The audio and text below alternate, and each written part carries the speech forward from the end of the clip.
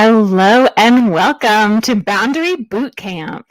I am Raina Garner. I'm an ICF certified self-development coach and an IFS practitioner who specializes in emotional wellness and overwhelm. I'm also depression, anxiety, and ADHD informed and have over 10 years plus experience coaching people just like you into their ideal lives.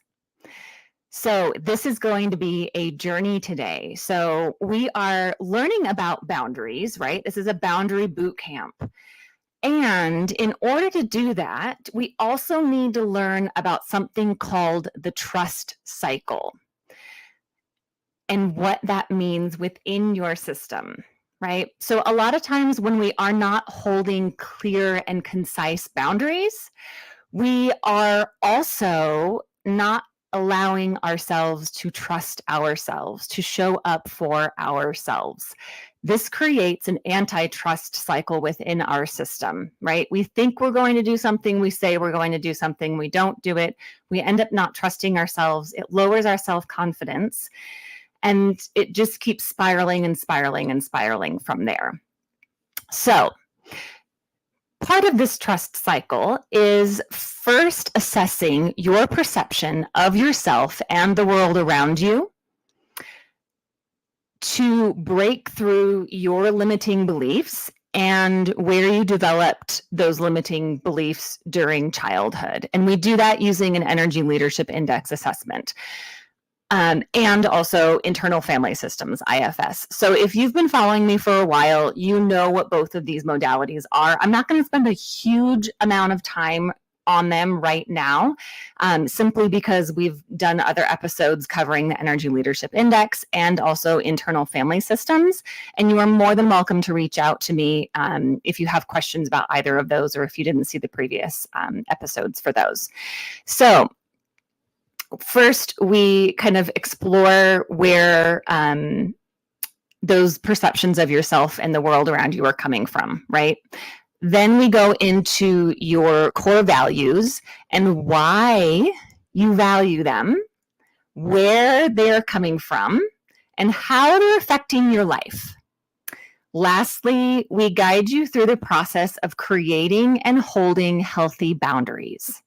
Yes, for real this time, without all the guilt and without having to feel bad about it, right? A lot of us have already tried to hold boundaries and have not been successful, or maybe we think we're holding boundaries and nobody is really paying attention to them, or they're just blowing past them, and it's really aggravating and really frustrating. So these three begin the trust cycle within yourself and calm your nervous system naturally. Once the trust cycle is established, your body automatically comes out of fight or flight and into the parasympathetic system, or the relax and calm, rest and digest state. This is where confidence lives. This is where true motivation is. This is where true life balance lives.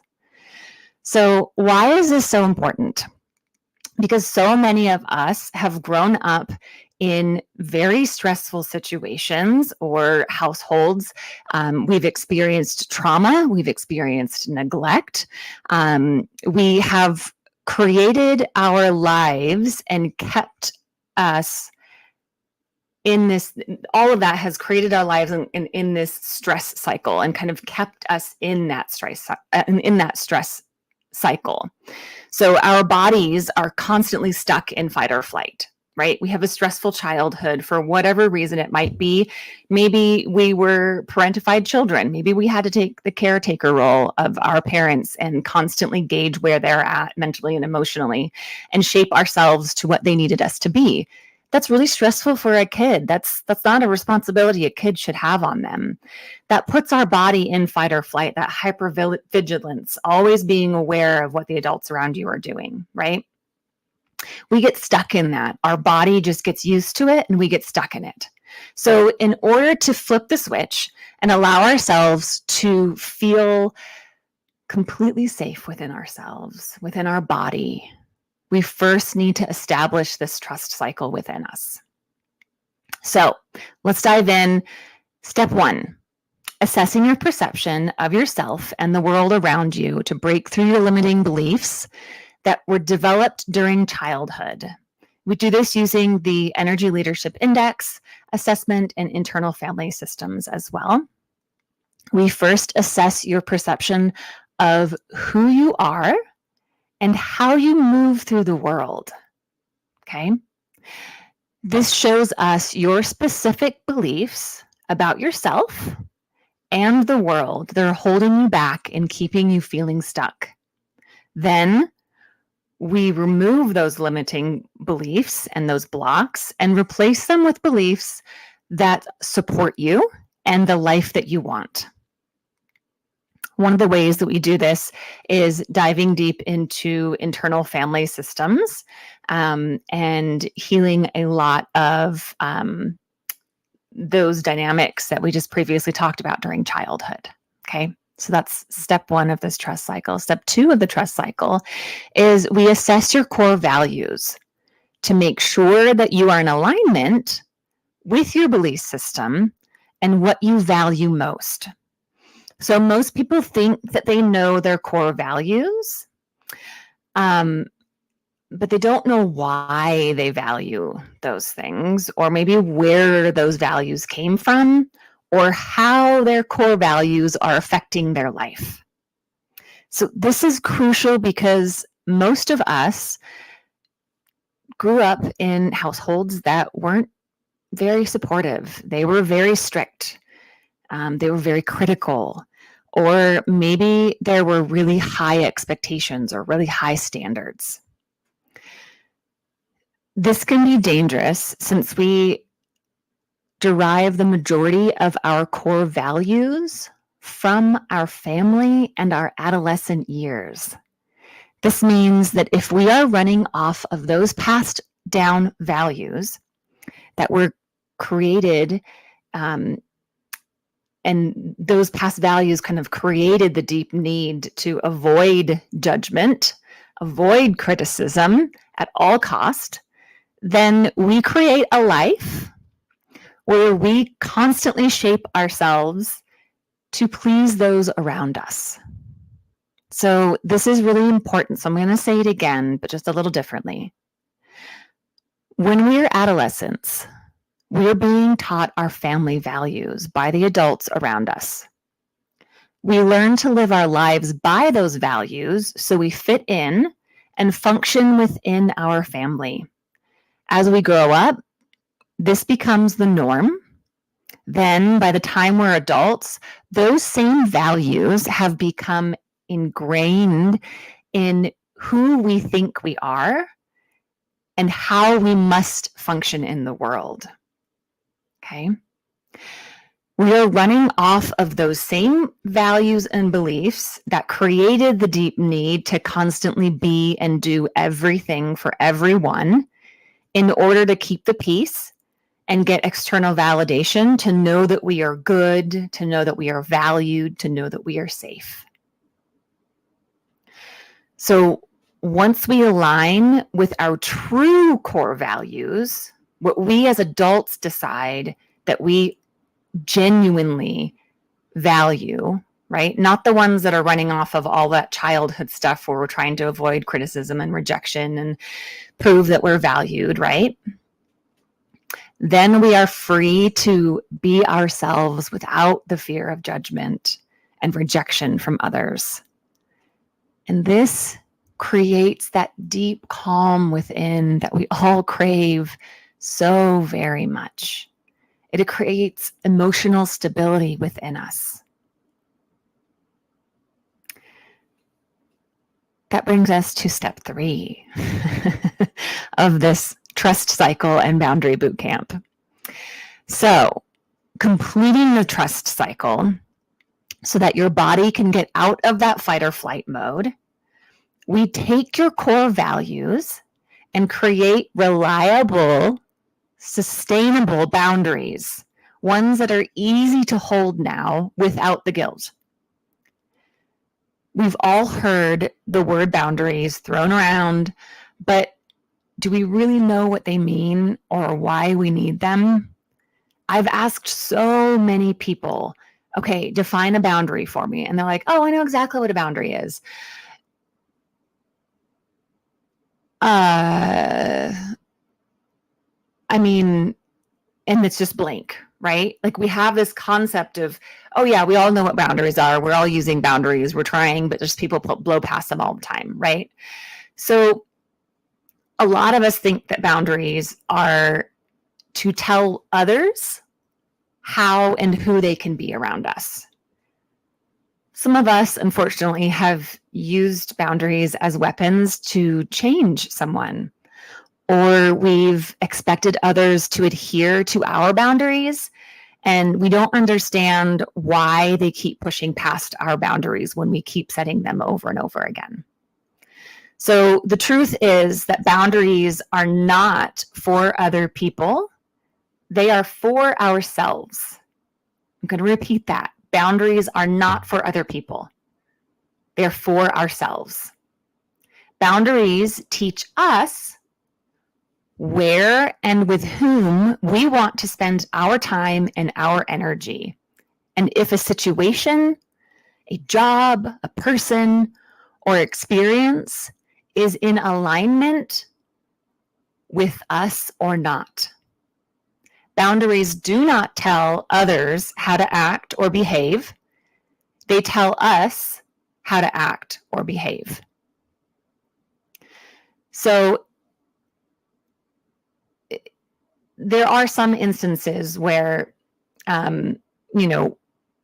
we have a boundary of, or a value of communication. And so that creates boundaries around maybe how our significant other texts with us, and the frequency, right? And we can communicate that. And maybe our significant other is like, oh my gosh, thank you so much for letting me know that. I will make sure that I text when I'm going to be late from work, right? So yes, that does kind of shift someone else's behavior, but at the core of a boundary, it is showing us, ourselves. It tells us how to act and behave, right? And so we're going to get into that if that's not quite making sense right now. So if one of our boundaries is broken, how will we act to keep ourselves safe and in alignment with who we are? How will we care for ourselves? So this is the crucial part that everybody's missing in boundaries, right? Boundaries are the epitome of self-care. And when we talk about self-care, I see this online all the time.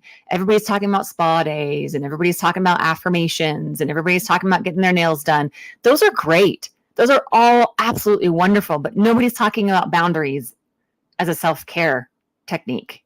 And it is like bottom line self-care. Like if you do not have boundaries, strong, stable, healthy boundaries, most of self-care will go out the window. So before we get into some examples of what it looks like to truly hold and honor your boundaries, let's take a look at 3 steps needed in order to have healthy boundaries. I call this the ASA. If people like acronyms, maybe it's easier to remember. So ASA, ask, speak, action. Ask, speak, action. Those are the 3 things to remember when you're setting a boundary.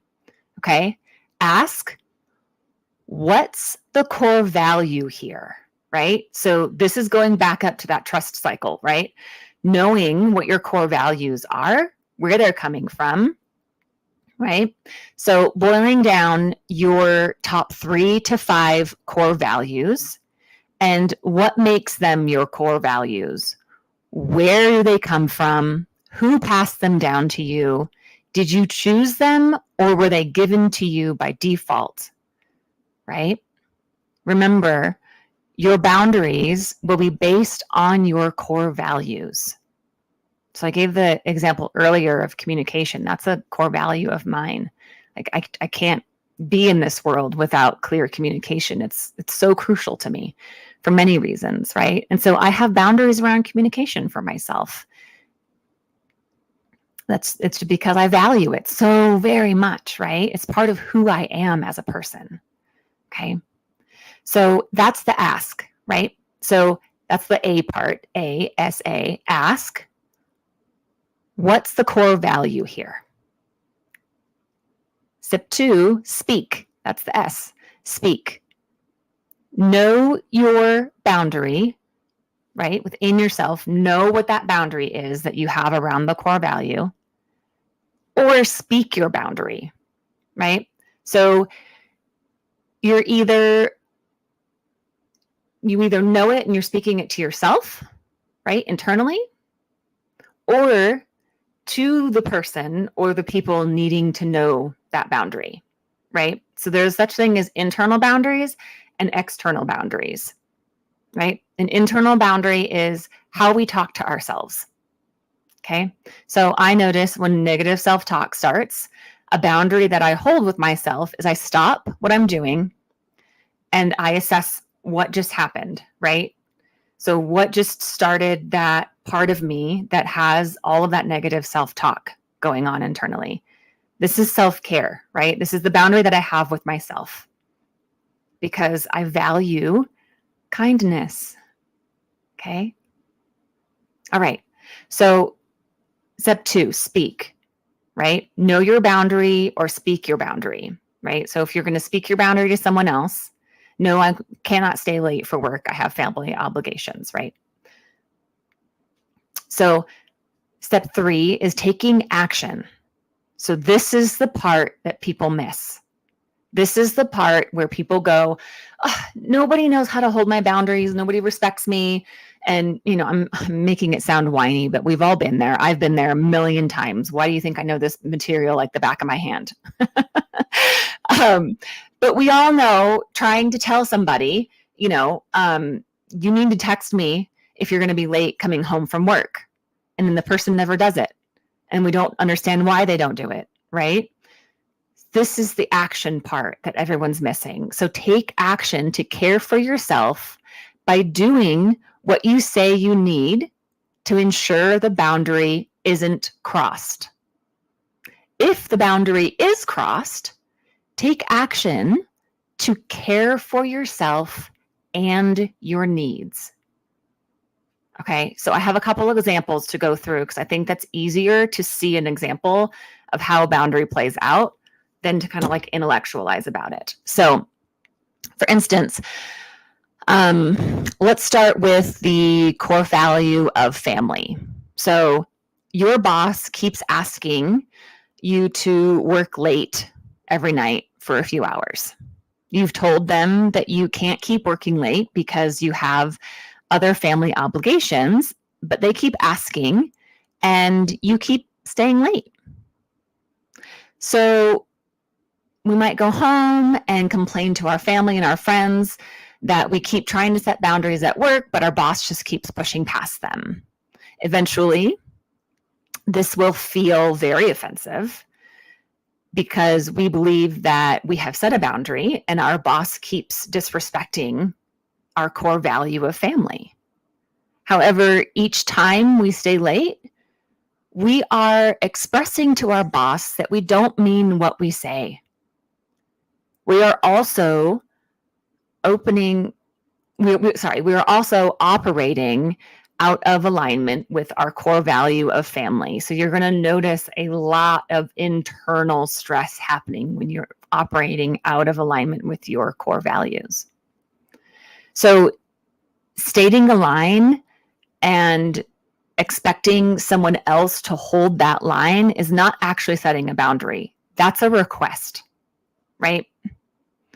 So instead, what setting a boundary looks like, so we know the core value, right? We know the core value. Our core value is family. Okay. So then what's the next step, right? The first step is asking, what's the core value, right? We know that core value. The second step is speaking it, either internally to ourselves or externally to the people or person who needs it, right? Okay, so we're going to set this boundary. So our boss says we're going to have to work late again tonight, And we say, actually, I've expressed to you a couple times that I have family obligations and I'm not able to work late. With that in mind, I'm excited to work on the project, and I'll give you an update when I leave work today at 5. Then we can pick back up tomorrow morning. Moving forward, I will only be able to work late for 2 hours every other Tuesday. Okay? So what's the action, the third step that needs to take place on this, right? We ask, what's the core value? Family. We speak it to ourselves or the person around us. And in this case, we did articulate it beautifully to our boss, let them know that we're committed and this is our boundary, right? What's that third step in here? That action. What's the action we need to take? Yes, we need to leave work at 5 p.m. every single time, except for that every other Tuesday, we can work an extra 2 hours, right? Or maybe we can't work an extra 2 hours. That's okay. This is just an example, right? We need to pack up our things and be leaving the building at 5 p.m., right? That is the action that we take. That is the self-care that we take. That is how we hold our boundary. We do not wait for our boss to say, oh, it's 5 p.m. Great, I'll see you in the morning. No, we are out the door and on our way to our family by 5 p.m. every single time. That is how you hold your boundary in that. Okay? So here's another example. We have told the new person that we're dating that when they show up late without communicating it with us, it makes us worry and feel like they don't care about us. They think we are blowing it out of proportion and ignore our request to text or call if they'll be running late. This then leads to arguments and us shoving down our feelings to please the other person. While it may feel like we have set a boundary with our new beau, we are actually actively not honoring our core value of communication. Again, it was a request that we made, the request was denied, and now we've started to change our own behavior, right? We've started to shove our own feelings down and pretend like everything's okay. Okay? And then we keep choosing to spend time with this person that obviously isn't interested in communicating. Okay? Their value is not of communication at all. So, what does this look like in the opposite way to hold a boundary in this, right? So, SA, right? Ask, what's the core value here? Communication. Communication is my core value. Okay? So, maybe the first time we simply tell them that it makes, maybe the first time we just tell them kind of how it makes us feel, right? And ask for what we need, right? Communication. This is the speak it part, right? So we're speaking our boundary. We need communication, okay? So if they continue to show up late and not communicate, then this is our signal that this person isn't in alignment with us or our core value, and therefore maybe isn't someone we want to expend a lot of energy on. Okay? So holding clear boundaries often means that we have to take action, right? This is the last step of the ASA, action, to align our behavior with our core values. Remember, we can only control ourselves. We cannot control others. We can control our actions, but we cannot control other people's actions, right? So in that example, that action is realizing that that person might not be somebody that's in alignment with us, right? If they don't value communication and our core value is communication, that's going to cause a lot of strife in the relationship. Maybe they're not somebody that you want to spend a lot of time with. And that is okay. Not everybody is for everybody. Okay. So once we do the work to determine our core values, we can begin to align our boundaries with them. Okay.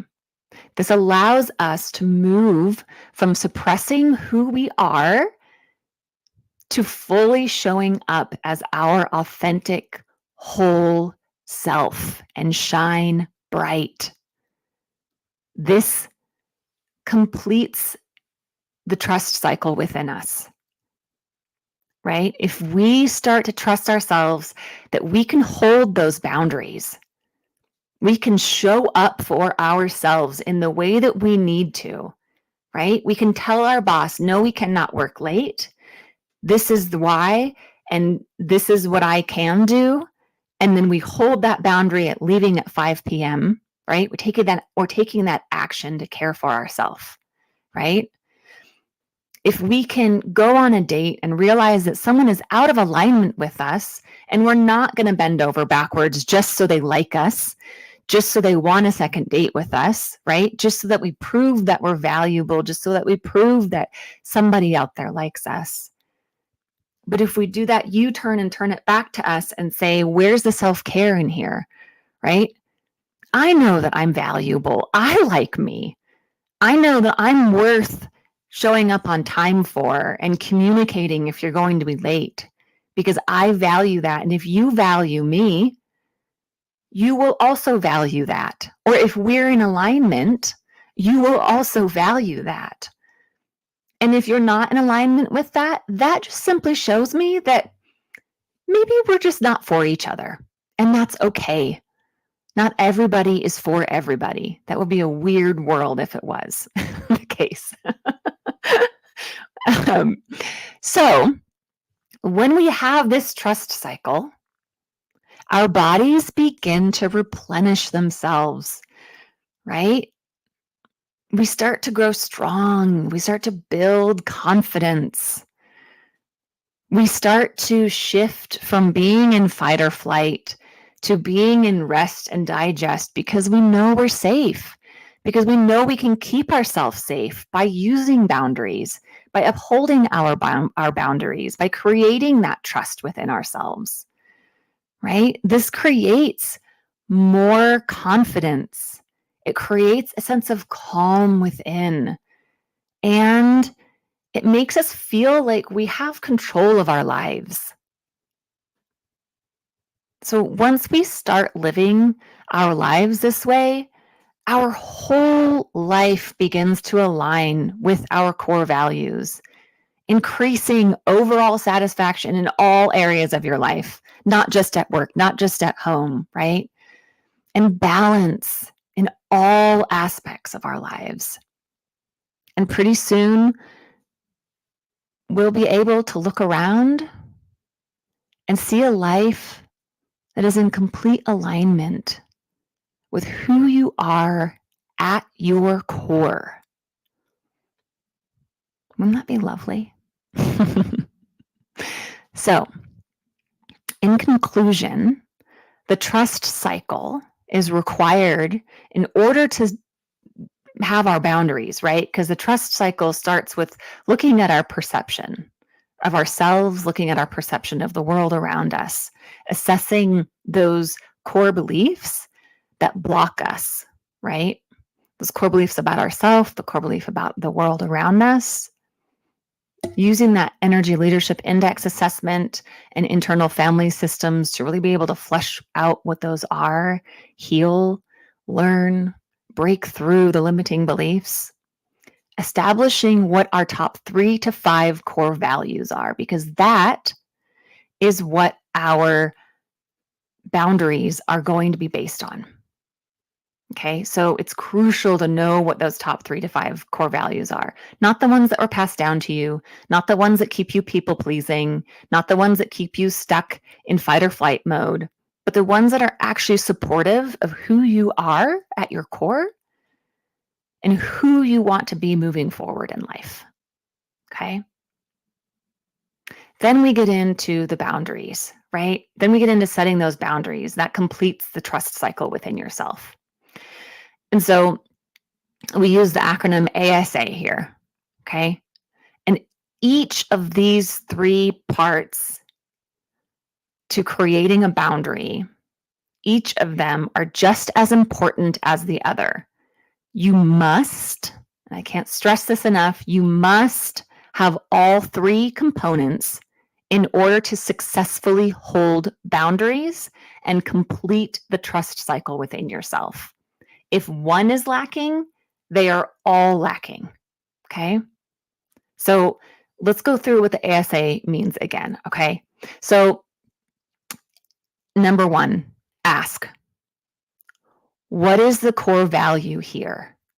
Know your top 3 to 5 core values and what makes them your core values, right?